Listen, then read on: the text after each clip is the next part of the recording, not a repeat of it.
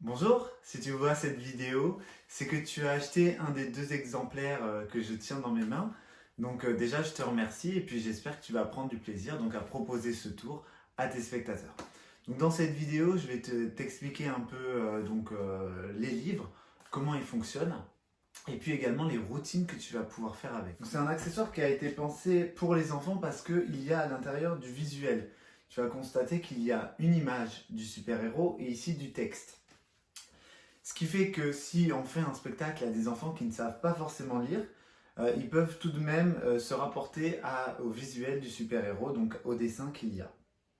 Dans le premier livre, qui est le livre à forçage Batman, donc il y a des héros de l'univers Marvel et de l'univers DC Comics. Donc ce sont deux univers différents, alors que dans l'autre, il y a uniquement des personnages Marvel. Alors j'ai fait ça pour les gens notamment qui travaillent chez Disney. Et comme la licence Marvel appartient à Disney, voilà, il fallait que je mette absolument que des personnages de Marvel. Je vais te montrer un peu, donc ça se base sur le principe du Svengali. Alors si tu as sûrement eu un jeu Svengali quand tu étais plus jeune, c'est-à-dire que le principe avec une page courte, une page longue. Ce qui permet finalement de, quand on va effeuiller dans un sens, de montrer toutes les pages complètement différentes.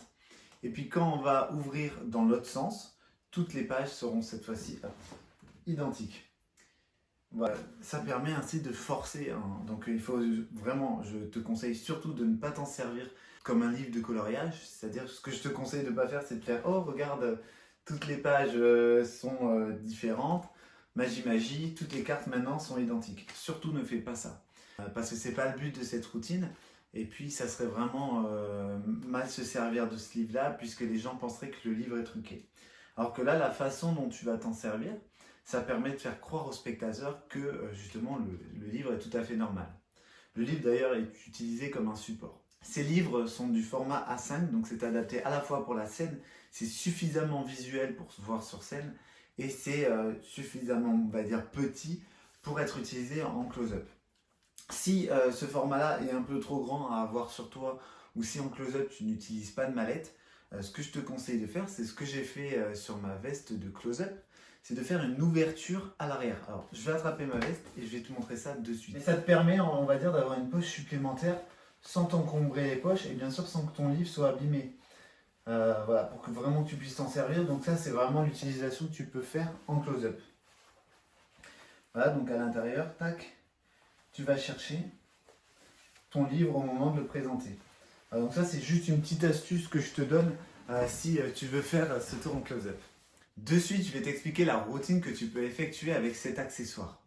Donc tu as les deux livres, donc en fonction de la version que tu as, bon, c'est la même chose, hein, tu vas montrer au spectateur un livre en lui expliquant un peu le concept du livre, en lui montrant que toutes les pages sont bel et bien différentes, qu'il y a voilà, une petite explication sur le super-héros, ses pouvoirs, et également une photo. Bon, tu peux leur dire que tu ne les connaissais pas tous, mais que comme tu aimes bien cet univers, tu as gardé ce livre. Après, tu amènes le livre vraiment de la façon dont tu veux. Et là, je te laisse libre cours à ton imagination. Tu vas ensuite demander au spectateur, et là c'est très important de bien le guider. Que ce soit un enfant ou un adulte, tu vas lui demander de te tendre la main droite et tu vas lui poser le livre dans la main droite de cette manière-là. Tu vas voir de suite pourquoi. Parce que le spectateur ensuite doit ouvrir de cette manière-là le livre. Il ne faut pas que le spectateur prenne le livre comme ça et l'ouvre de cette manière-là. Il faut vraiment que le livre soit posé à plat et ensuite tu lui expliques avec son pouce, d'accord, de venir ouvrir à une page.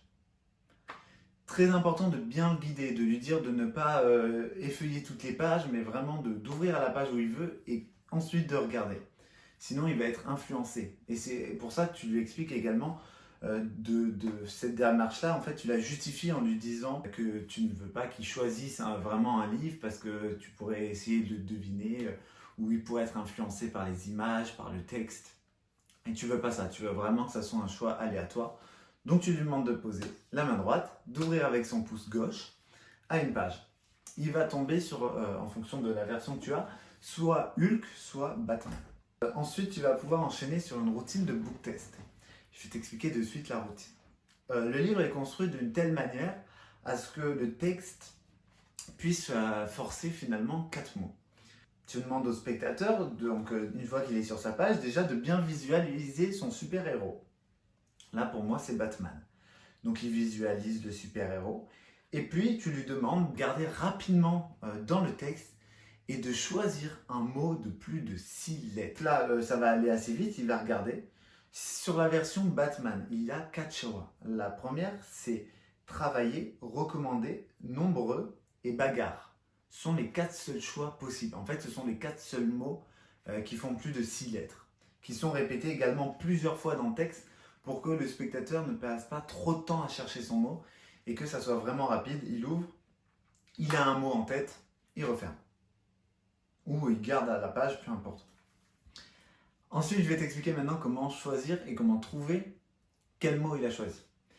La première chose à faire, c'est donc de demander au spectateur de se concentrer sur son mot. On va prendre l'exemple ici de bagarre. Le spectateur pense au mot bagarre. Là, tu vas lui demander justement de se concentrer sur son mot. Tu vas lui dire, est-ce que ton mot se commencerait pas par hasard par la lettre B? Donc là, si le spectateur il répond oui, bon, c'est que tu sais directement qu'il y a le mot bagarre. S'il répond non, avec la lettre B, tu peux lui dire, ah non, mais je crois que par contre que le super-héros de la page sur laquelle tu es, il commence par un B, c'est ça? Il va te dire oui. Donc là, en fait, tu viens de... Alors, donc, bien sûr, tu as une chance sur 4 au début, mais tu lui laisses également la possibilité. Donc, tu te rattrapes, en fait, en disant, puisque le B, c'est la lettre de Batman, et ça sera toujours Batman. Donc là-dessus, tu peux pas te tromper en disant que la première lettre, ça sera un B. Tu peux juste faire une sorte de quiproquo en disant, ah non, en fait, c'est pas le mot auquel tu penses, mais le super-héros. Quant à Hulk, tu peux également créer ce quiproquo, puisque les 4 mots à forcer sont donc puissance, recommandé, habileté et nombreux. Donc avec le mot habileté, tu peux dire ton mot commence par un H. Si il te dit oui, ça veut dire que c'est habileté. S'il te dit non, tu sais en tout cas, tu peux te rattraper en disant ah oui, mais par contre c'est le super-héros qui commence par un H. Après avoir créé ce quiproquo, je te conseille de demander au spectateur quelle est la lettre par laquelle commence son mot. Donc il va te dire ça sera soit un P puissant, soit un R recommandé, soit un N nombreux. Si en tout cas c'était pas habileté. Donc là tu vas savoir directement quel est le mot du spectateur. Je te laisse jouer la comédie pour lui faire croire que tu vas vraiment lire dans ses pensées. Tu peux il y a plein de techniques de mentalisme qui existent pour justement faire croire au spectateur que tu essayes vraiment de récupérer les informations dans sa tête, dans son esprit, en lui demandant de bien se concentrer sur le mot, de le répéter dans sa tête, etc. Donc là, tu vas enchaîner avec la fin de la routine, le climax, où tu révèles que tout ce qui vient de se passer a été prédit à l'avance. Il y a plusieurs façons de le faire. Pour le mot, il y a 4 sorties. Pour le super-héros, il y en a une seule. Pour le mot, ce que tu peux faire, c'est avoir une enveloppe à 4 sorties ou un portefeuille à 4 sorties. Si tu fais beaucoup de mentalisme, tu verras qu'il y a plein de solutions différentes. Que ce soit par exemple donc, une enveloppe à 4 sorties, c'est-à-dire une enveloppe qui, selon la façon dont tu vas l'ouvrir, va te permettre de sortir un mot différent. Là, ça peut être le cas puisque finalement, tu n'as que 4 mots. Ou tu peux tout simplement avoir dans tes 4 poches, tes 2 poches extérieures et tes 2 poches intérieures de ta veste, une enveloppe dans laquelle il y a écrit le mot. Et ensuite, savoir à quel endroit il y a le mot. Donc, il faut juste retenir un peu ça. Et ensuite, tu diras, mais regardez, depuis le début, j'ai une enveloppe, à l'intérieur, il y a écrit un mot. Et c'est très fort pour les gens, puisque finalement, ils avaient la possibilité de choisir un mot parmi tout le livre, puisque la page a été choisie librement, et que le mot a été également choisi librement. Et si on regarde vraiment, quand on voit tous les nombreux mots que compose le livre, on voit bien que même ils peuvent lire un super-héros, n'importe lequel, et ils verront bien que c'est normal. Si par contre ils se mettent à lire complètement la fiche de Hulk, ils peuvent voir quelque chose de bizarre, puisqu'ils vont quand même se rendre compte que les 4 mots en question sont répétés plusieurs fois. C'est pour ça que je te conseille de ne pas faire lire ces mots-là. Mais si jamais à la fin quelqu'un veut regarder le livre, tu peux lui effeuiller, lui dire de le lire, etc. Il verra que sur les autres pages, il n'y a rien de normal. Enfin, tout est normal justement, et il n'y a rien de bizarre.